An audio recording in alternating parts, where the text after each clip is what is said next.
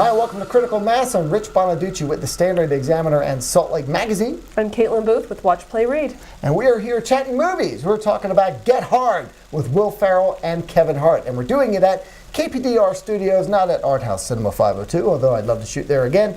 But thank you very much to both of them for everything they've done for us. And thank you also to Indy Ogden and Watch, Play, Read.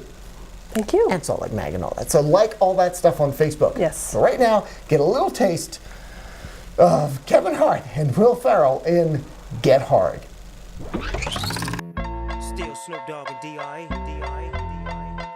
Guess who's back? Once you step through this threshold, you'll be a part of one of the most feared and respected groups that there is. Check me out. Hello? Who the hell are you? I don't think they've ever seen a white person before. Trust me, that is not the problem. I'm looking to join the Crenshaw Kings. Are you? He just wants you to protect him while he's on the inside. Mister, I'm too good for the hood. I bounce your ass up off this front porch sideways. I'm sorry, I didn't understand a word you said. I sentence you to maximum security prison. You have 30 days to get your affairs in order. I didn't do it! They're sending you to San Quentin? Yeah, damn. Teach me how to survive in prison the way you did. Wait, what? I could pay you. See you tomorrow, convict. Why would he hire you? Because he thinks I went to prison. You're not exactly a thug, Darnell. All I gotta do is be every stereotype he already thinks I am. Good night.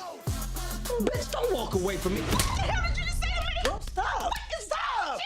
What is that? Now, if you do exactly what I say, you will definitely survive in prison. Let me see what your mad dog face look like. I'm sorry, what's a mad dog? You mad dog. Like a pit bull with no leash. Oh, what are you doing, James? I'm sad dogging you. James. I think that's a strategy that could work. Please don't sexually assault me. I'm already too sad. Hey, baby, I want you to punch that big ass dude in the mouth. That's insane. Well, those type of guys you're gonna see in San Quentin. Hey guys, I want to fight you. Some kind of joke, man? Your mother's a joke. No, my mama. Get back here, bitch!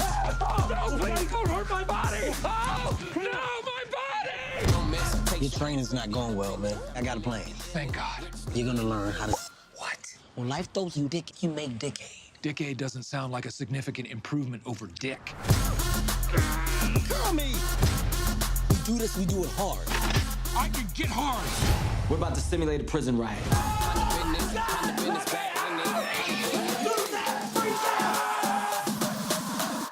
I totally feel fine. Oh! What? It's a... Oh, God. Is my eye touching? It looks fine. This is where I need to get out. James, no! Okay, that was an education in incarceration.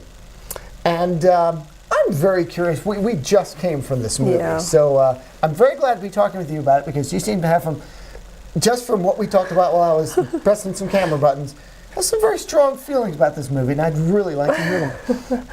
Yeah, I only gave one line of commentary to the studio rep before I walked away because I'm not as angry as I was an hour ago or whenever it finished, but I'm still kind of angry. Okay. And that one line is, there is never a universe ever, and there will never be a universe where prison rape is funny.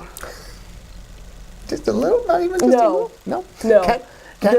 John Oliver, if you are not watching Last Week Tonight on HBO, by the way, you absolutely need to be doing that. It is awesome. That is an amazing show. He does a great job on really long segments. He does like a 15-minute long segment on something every week. Well, it's he is great. British. Yes. The BBC do longer segments. Last year he did a segment on prisons. Okay. And he talked about how he does not understand how in this society we can make a joke about one of the worst possible things that can happen to not only a prisoner, but to another human being.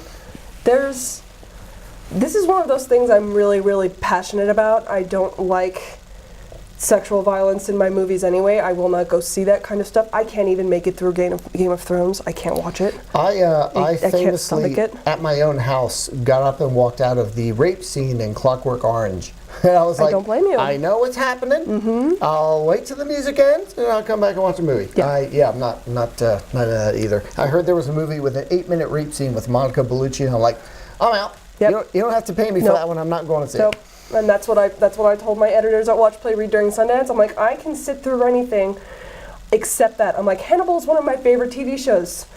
And that show is really hard to stomach for some people. Killing and eating people is one thing. Loving them forcibly is another.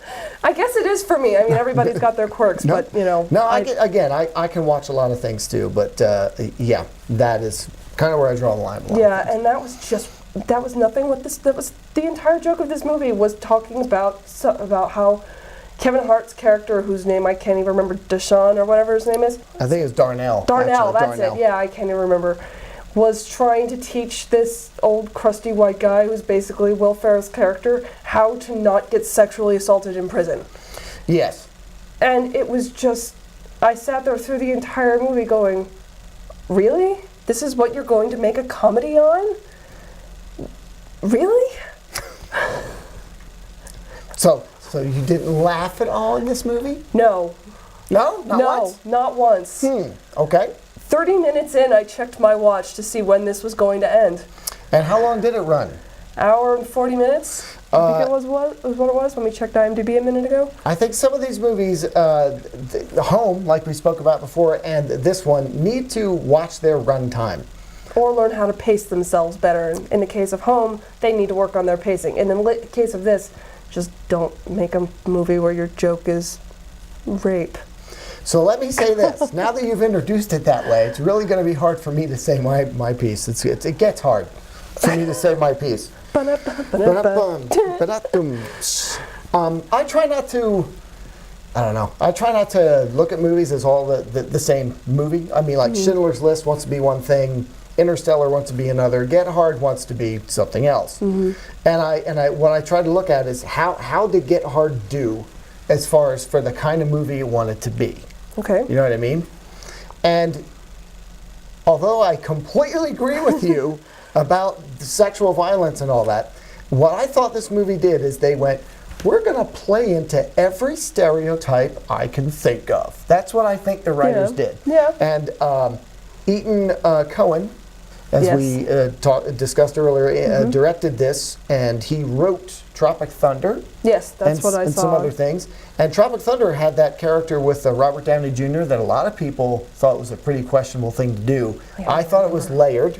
I kind of liked it. I'm trying to remember Tropic Thunder. It's been so long since I've seen that movie. I believe, yes, but but the part I'm thinking of obviously is the white man playing a white guy playing a black character, I believe. Oh, yes. And all that and everything he was trying to bring up. I do not get me wrong, both cameras. I am not trying to say this thing was having a fun examination of stereotypes. No. But I did think that it basically said we're going to play into and capitalize on every stereotype we can think of. Yeah. There was racial stuff, obviously. Oh, yeah. There was homosexual stuff. There was female stuff. There was, like, rich, poor, tall, short, white, black, straight, gay. I mean, like, there's everything in here. I'm trying to think if there's anything else as far as, just straight up stereotypical junk that they sort of capitalize. I feel like there probably was. The whole plot is kicked off by a stereotype. And the whole plot is as well. It's kicked off by the fact that Will Ferrell's character assumes that just because Kevin Hart's character is African American, he has been to prison. Yes, and of course it also plays into some other ones that obviously Will Ferrell is dirty because he's a Wall Street guy. And whatever he was accused of, he probably did. Yeah. Like, they went with everything that I could come up with for a movie. I don't know if it all played equally well. I do think some of it played well. Don't throw anything at me. I do think so. If that's your type of movie, by all means, go see it, but it's not mine at all. It's not really my type of movie. But I'm just trying to look at it and go, for what it was trying to do, did it do it? And even then, I don't think it did. I think it was funny at times. I thought that it played into some of that stuff really well. Yeah. And again, capitalized on it pretty well. But then I thought, even for what it was, it lost steam when it got into the mechanics of the plot near like the second, third act. Yeah. Which I like to call a Stripes effect, which I'm probably going to get hate mail for it. But back in the day, Bill Murray, Stripes. Okay. Funny movie, but then the climax happens when they graduate. And they do their big ceremony where they're dancing around and boom, shaga boom, and all that. That's like the funniest part of the movie. Then after it, there's still this part where they get serious. And the guys get caught in Czechoslovakia and they have to get them out. I'm like, you lost steam here. There's still some jokes here and there, but they lose it. The stuff where Kevin Hart is trying to get Will Ferrell into this headspace of getting hard to survive in prison. Again, they play on every stereotypical thing you can think of, but there is some funny stuff, I'll admit. But then when they try to prove his innocence and get into this other storyline, I think it really lost some steam. Yeah, and that's a story structure and pacing issue. Yeah, it didn't even keep going what little it had going, in my opinion. I do think, though, I think we're going to see more of Ferrell and Hart. Don't you, together? Probably. We'll call them Fart. Because that's about as level, as highbrow as their comedy gets. It's what it's going to be.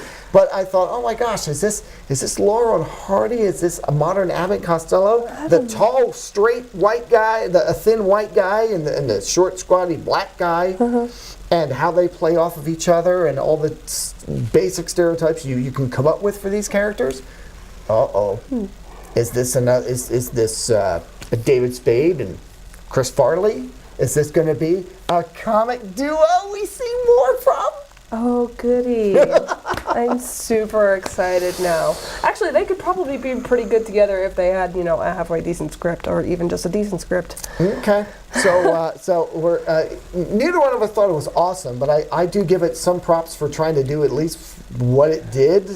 But even then, I think it lost its way, lost its focus with trying to, as I see a lot of comedies do, try to shove a moral down your throat at the end. Yeah. Which is really silly, especially in a movie like this, which is so lowbrow. It is. Playing down to the lowest common denominator of everything. Yep. And even in the end, they try to, no, don't do it. But, so what would you... Stick to your guns. Stick to those guns. Yeah. If you're going to play horrible... I'm sorry, one of the funniest movies, I think, in the world is South Park the movie. I love South Park the movie. But they stuck with it, or Team America. I mean, but they, even though they play with, I learned something here today. That's part of the whole joke. And it's not tacked on at the end. No. And like a lot of Adam Sandler stuff and other stuff like this. But, so if you were to give it a rating as strongly as you feel, what would you give it? D+, maybe, I guess, if that's your... Oh, no, you hated this. Come on, go for it. Give it to me. Give it hard?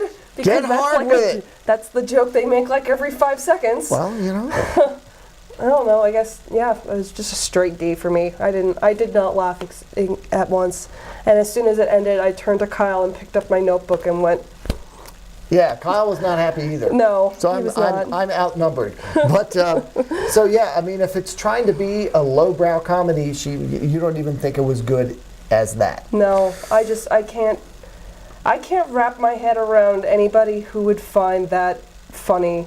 I guess if that's your thing, I guess. But I can't even get myself into a headspace where someone would look at the scenario of somebody getting sexually assaulted in prison and going, that's funny. No, I can't even get there. And for me, I think that is the other stereotype they used. That's what everybody thinks. Oh, you're going to prison? And that's what people worry about too. Oh, I'm going to prison. Can I make it there? Can I last? And they played up to that too. But I think it's a pretty average film as far as this kind of film is concerned. But I am going to go C+, just above average, only because I really did think that Kevin Hart and Will Ferrell had something. There was a lot of good interplay between them. Even though the script wasn't that strong, I think they brought a lot of their own stuff to it. Kevin Hart's kind of taken off lately, whether you like him or not. Or Will Ferrell, too. Sometimes you got to really, kind of like Jim Carrey, they are this funny person. And if you don't like that kind of funny, you ain't going to like it. But Will Ferrell has shown that he can do other things. I don't know. Will he come back to this kind of thing again? See, personally, I've never really been a fan of Will Ferrell. I've never really. Neither. I think he's an okay voice actor. That's about it. Like, I liked him in the Lego movie last year. Yeah, that's true. He was very good in the Lego movie. Yes. So there you have it. A D from Kaitlyn and a C+ from me, which doesn't average out very well. No. This is not a very good weekend. No, it's not. I guess if you need something to go do, stay home and watch Netflix. Well, that's something to say. Or go see Cinderella, I guess. I was going to say, if there was something out there that you were wanting to take your kids to see instead of home, Cinderella is a great alternative, another PG flick, but really, really good. I mean, really good. I think everybody liked Cinderella a lot more than I did. I kind of came down a little hard on Cinderella. Okay, okay, but still better than home. Yeah. So what would you tell people to go see if they wanted to see a comedy and they're not planning on seeing Get Hard, based on your horrible recommendation? What else is out right now? I'm trying to think of something funny. You know what I thought was still pretty funny, and although it was hard-hitting at the same time, was Kingsman. Yeah.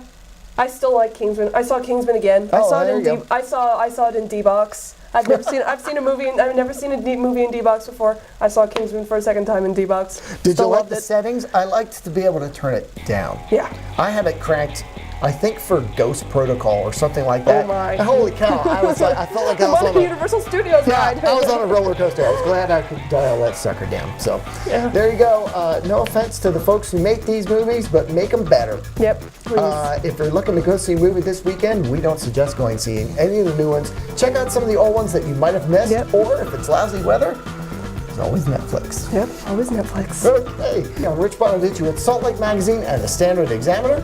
I'm Kaitlyn Booth with Watch, Play, Read. Rich and I will both have full reviews up on our respective websites, and like us all on Facebook. Yeah, again, thanks to KPDR, Art House Cinema 502, Indie Ogden, and remember, we're not cynical, although you might be about prison rape.